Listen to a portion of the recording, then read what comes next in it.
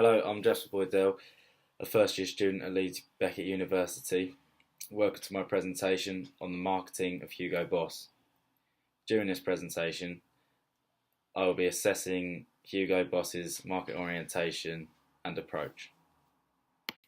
Hugo Boss is a luxury fashion house founded in Germany by Hugo Ferdinand Boss in 1924. The company originally focused on producing uniforms and was a supplier during the Second World War for the Nazis. Since then, Hugo Boss has diversified its products, most notably into men's suits and fragrances, and created more brands. Hugo Boss is a constantly expanding company, and as recently as 2015 brought in over £2.4 billion of revenue, of which £280 million was profit. They also currently employ over 13,800 members of staff around the world. Hugo Boss as a brand has many competitors across lots of different markets. As it has ventured into new areas and consumer markets, the number of competitors has increased. For example, in the high-end premium fashion market, the company is competing with the likes of Versace and Armani. However, the Boss fragrances have brands such as Chanel, Dolce & Gabbana and Michael Kors to contend with. The company is very hot on brand exposure, and highly geared marketing activities and sponsorships in sporting events have greatly increased the global recognition of Hugo Boss and its brands. From this graph, we can work out that in 2015, Hugo Boss's expenditure on marketing was around 68% of its profit that year. This for me backs up the idea that Hugo Boss are keen to maximise brand exposure and willing to spend quite a high proportion of their annual profit on advertisement to make their brand more recognisable.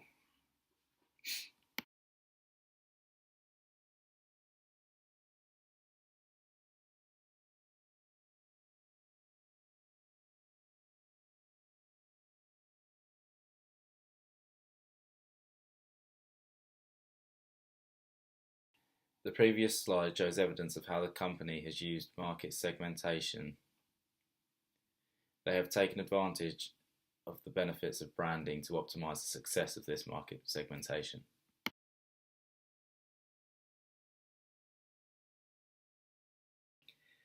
The multi-brand mechanism that Hugo Boss employs shows that the company is market orientated, as it puts effort in to try to make sure they can cater for as many demographics of customer as they can, while still keeping their image as being a more high-end retailer.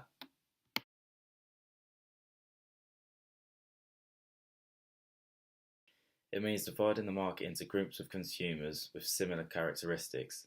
Common groupings include age, gender, income, and different interests. This enables products and services to be more effectively produced and targeted for a particular segment of the market.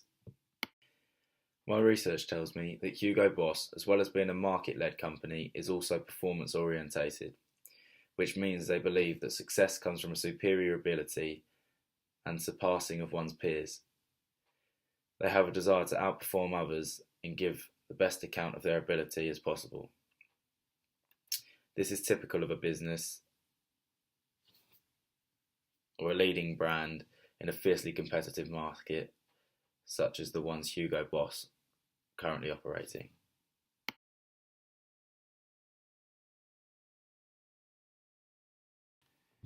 It's a company-wide philosophy focused on discovering and meeting the desires and needs of its customers through its product mix, which again is epitomised by Hugo Boss's multi-branding system, and clear to see that this is part of their strategy.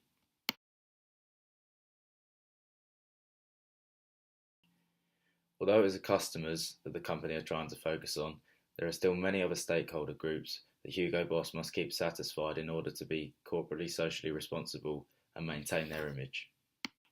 Although there are among others, Hugo Boss specifically states the stakeholder groups that it particularly looks out for are environmentalists, employees, partners, shareholders, and society as a whole.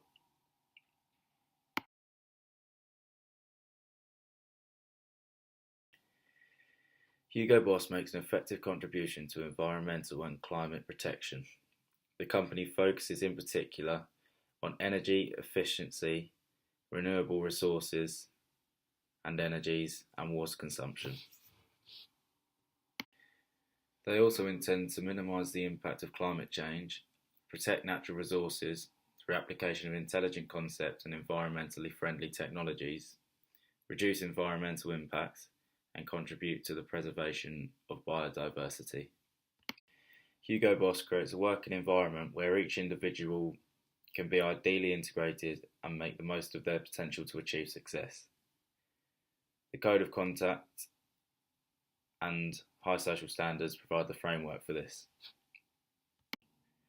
Working for Hugo Boss can come with its perks.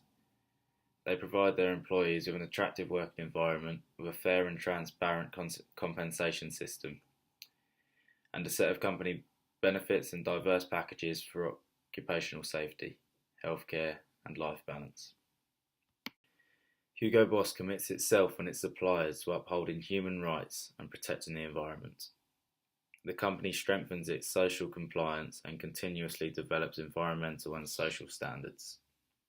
Hugo Boss and its suppliers are committed to upholding human rights and complying with Hugo Boss social standards, which are based on a platform of standards and conventions like the International Labour Organization. In terms of trying to be responsible for society, Hugo Boss supports young people in developing their individual potential for success. The focus is on access to education and professional development and fostering of creative skills. The company makes a significant contribution to the community as an integral part of its corporate philosophy. The objective is to inspire people towards success beyond the company's confines. They have therefore made education as a key factor of promoting future perspectives the main aspect of their corporate engagement. The three focus areas are access to education, vocational promotion and creative promotion. With these stakeholder groups considered, and after seeing Hugo Boss's approach to each of them, I feel as if the company has a strong view in terms of stakeholder theory, meaning each stakeholder has a legitimate shout for the manager's attention.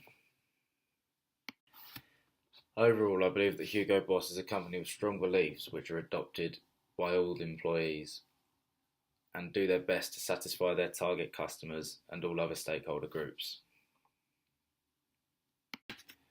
Thank you for watching my presentation on the marketing of Hugo Boss. Goodbye.